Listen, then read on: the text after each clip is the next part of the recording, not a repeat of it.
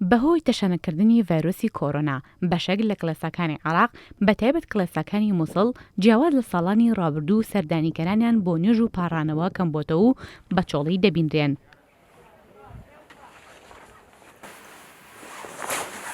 کڵێسەی دێری کۆسەلۆکیەکان لە بەرزایەکانی ئەلقوش لە دەشتی نینەوە کە مێژوەکەی دەگەڕێتەوە بۆ حوتی زایانی و بۆتە شوێنەوارێکی مێژووی لە مووسڵ لەم ساڵدا کەمترین نوێژخۆن و زیارەتکاران سەردانیان کردووە.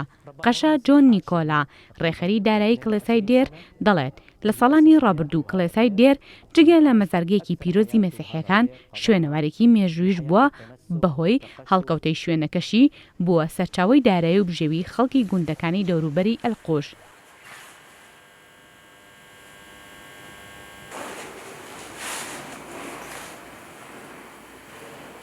ربان هرمز عاش هنا تقريبا 22 سنة. من زیاتر لە 22 ساڵە خزمەتی ئەم کڵێسایە دەکەم. کڵێسای دیر کە بە کڵێسای قەشاربانی هەرمزدیش ناوبانگی ڕۆشتووە، زیندوویەکی بە ناوچەکە و شارۆچکەی ئەلقوشیش داوە. قەشاربانی هەرمزد کە 79 ساڵ لەم کڵێسایە خزمەتی کردووە، هەر لێرەش بە خاک سپێردراوە. ڕۆڵی گەورەی هەبووە لە بڵاوکردنەوەی پەیامی خودا و پێکەوە ژیان و لێبوردەی لە ناوچەکە. لە ساڵانی ڕابردوو ئەم کڵێسایە ناوبانگێکی زۆری ڕۆشتە بوو. لە هەموو لایەکەوە نوێژ خوێن و زیارەتکاران سەردانیان دەکرد. بووە ناوچەیەکی مێژووی و گەشتیاریش. توفى بالدير وقبره موجود بهذا الدير.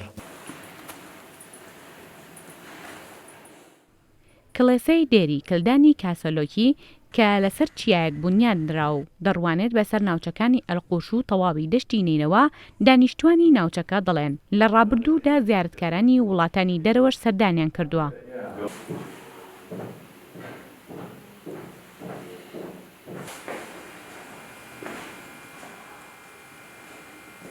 جينا نصلي من الدير نطلب لان المعجزات عنده هوايه يعني الناس هاتن بۆ کڵەسای دیر و نوێشکردن تێیدا سەرسوڕهێنەرێکی زۆر گەورەیە.